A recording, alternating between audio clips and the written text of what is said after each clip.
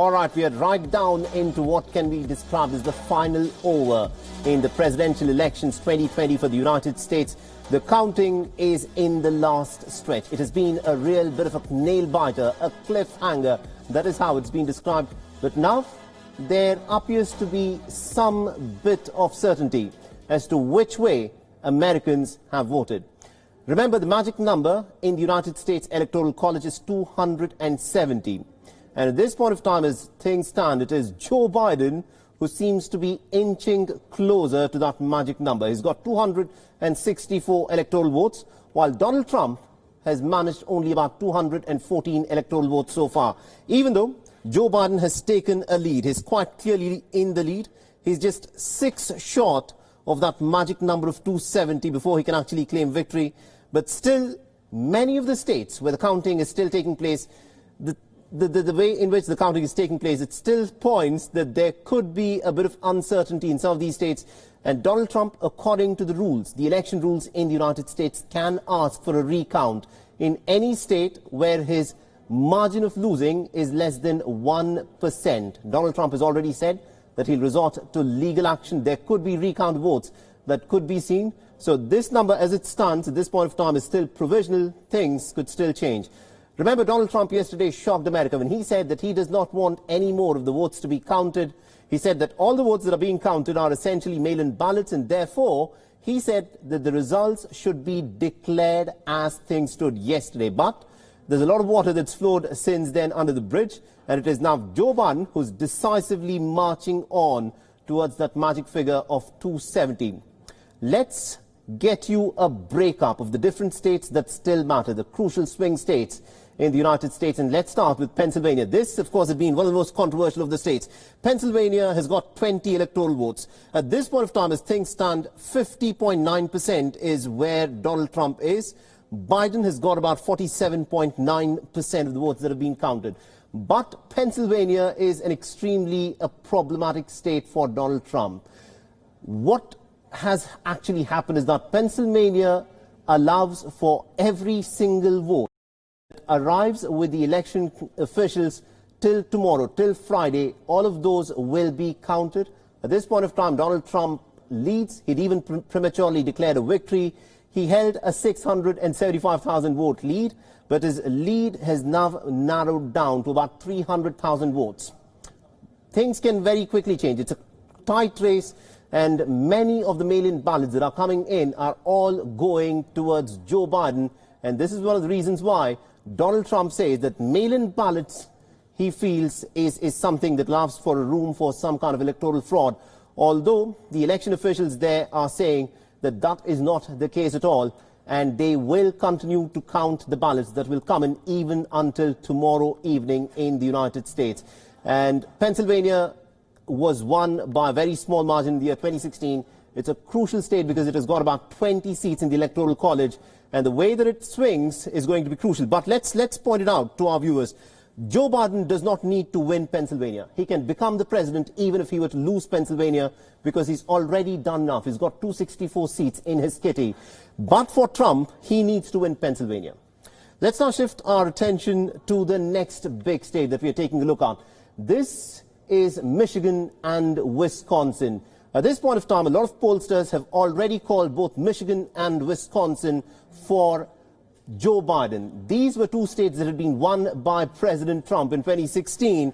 But this time round, both these two swing states, Michigan is very crucial. It has got 16 electoral votes. Biden has secured 50.3% of the votes. Trump is trailing behind him, and he's got about 48.1% of the votes.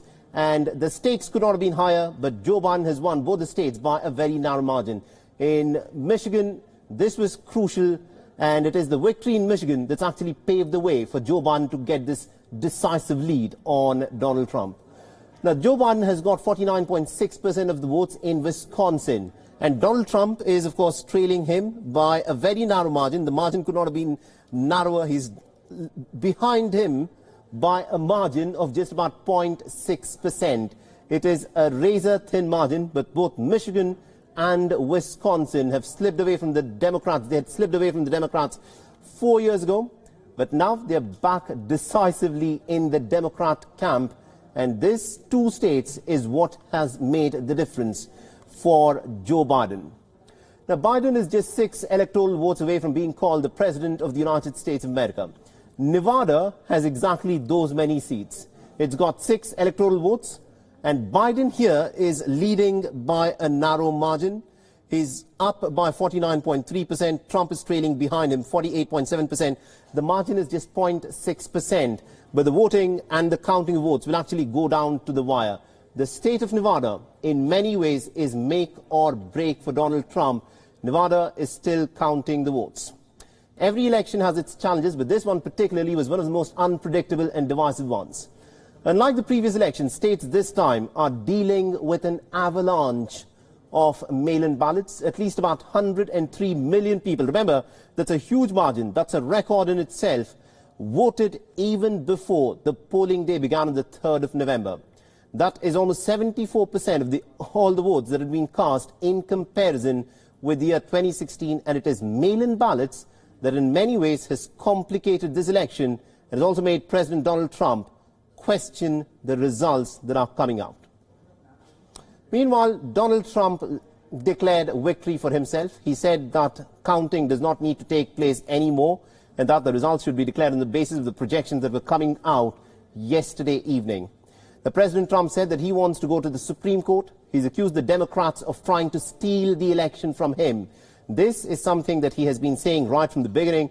He said that the only way Joe Biden can win the election is if he were to steal the election from him. And he goes on to state that this is a case of electoral fraud that is now denying him victory in this election. Donald Trump has already declared that Republicans are the winners, and he's already announced a big celebration. For the good of this nation, this is a very big moment. This is a major fraud in our nation. We want the law to be used in a proper manner. So we'll be going to the U.S. Supreme Court. We want all voting to stop. We don't want them to find any ballots at 4 o'clock in the morning and add them to the list. Okay? It's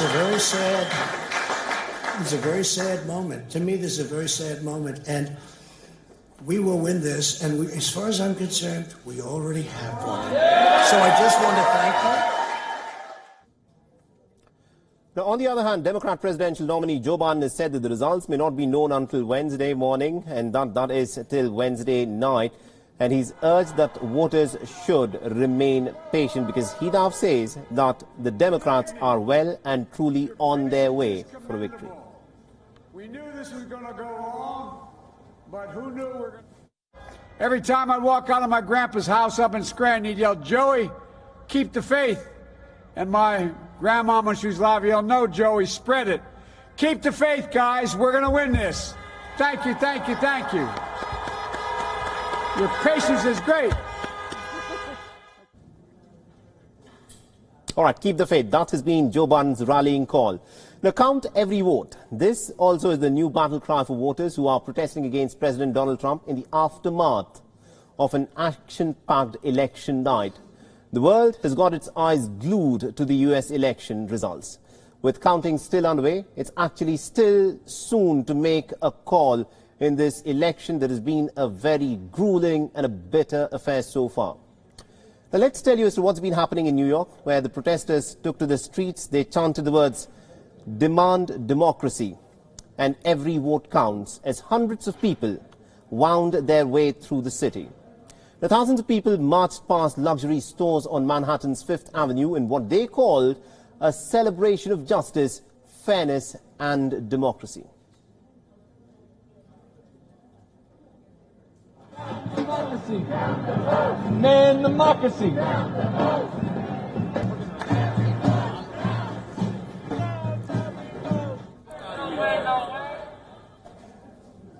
Now, similar rallies also took place in Chicago with a large sign that said, "Count every vote." People marched through the city streets. The outcome of the hard-fought contest is fairly near. The presidency at this point of time appears is going towards the Democrats. It's still early to call, but this is what the trends point out. But people want that every vote that has been cast needs to be counted. The Philadelphians have also expressed a fair bit of disappointment on Wednesday morning after the election day that the results were not in yet. Remember, generally, in the American setting, results are declared by the next morning. Once the election night is over, the counting is pretty much all but done, and you have a decisive winner. But this time around, that is not happening, essentially because of the mail-in ballots. Meanwhile, 200 people gathered in the Oakland City in California Hall after President Donald Trump called for a halt to the ballot tabulations, with the election outcome still unsettled. Trump wanted that he be declared a winner on the basis of the votes that have been counted so far yesterday. Meanwhile, in Boston as well, the residents voiced the same concern and the same sentiment. The Trump's campaign had claimed that it had won Pennsylvania, where votes are still being counted, and votes that will arrive by Friday that have got a postmark that they were posted on the 3rd of November, even they will be counted as well. Now, Trump has claimed victory in Pennsylvania. Trump's claims that he's leading the battleground state has, of course, evaporated as more ballots are being counted, and his lead in Pennsylvania is also getting narrow. That state, remember, has got 20 electoral seats and is going to be make or break for Trump. The Kamala Harris has also tweeted her support for the count all votes demand.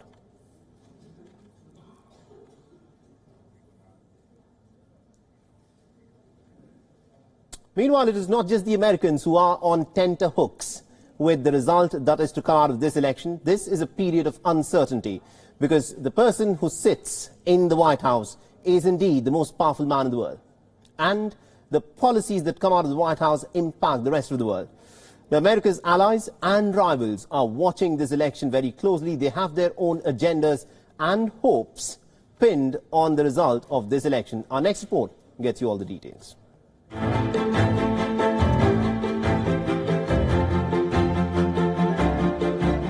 Внимание всего мира сейчас приковано к президентским выборам США. Günaydın değerli izleyiciler. Ben Uğur Ömer. Amerika'da seçim heyecanı yaşanıyor. This is the ABC's coverage of the US election, where nothing has changed. Cuộc đua đến Nhà Trắng đang chứng kiến sự bám đuổi sát sao giữa hai ứng cử viên.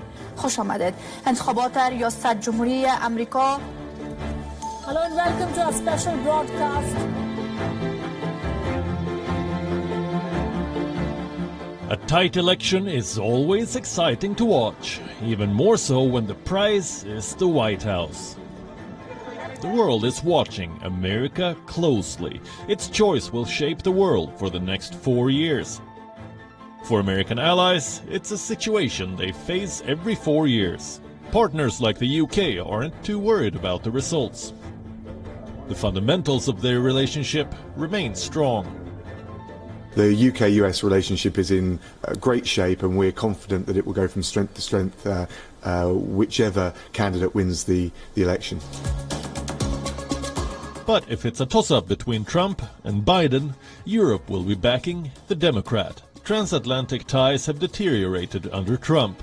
A Biden victory would reset the relationship. Some officials are not hiding their preference. This is what the chairman of Germany's Foreign Affairs Committee tweeted on election night. He says Germany is not prepared to work with Trump anymore. One ally that will be rooting for Trump is Israel. Trump's efforts to normalize Israel's ties with the Arab world have not been forgotten. If the next US president carries on with current state policy, it will be able to lead to more peace agreements. A concessionary policy will get the peace deal stuck. So the allies are divided. What about America's rivals? For the likes of China and Iran, this election is make or break. China's state newspaper, Global Times, is openly mocking the elections, comparing it to disputed polls in developing nations. Beijing has realized that there is bipartisan support for a tougher stance on China. Officially, it says it has no position on the issue. The US election is an internal affair. China does not take a position on this issue. On Iran, the two candidates differ substantially. Trump is likely to continue his maximum pressure campaign, but Biden might consider restarting talks. A Biden victory bodes well for Iran, but much like China, it is not making its preference known. The outcome of the US presidential election will not have an impact on our policy towards the United States. Our policy is clear and does not change. It does not matter to us who comes and goes. This is a defining moment for the entire world. The 2020 elections have not just divided Americans, it has created faultiness in the Western Bloc. The world is watching with bated breath as the American election goes down to the wire. Bureau Report, WION. World is One.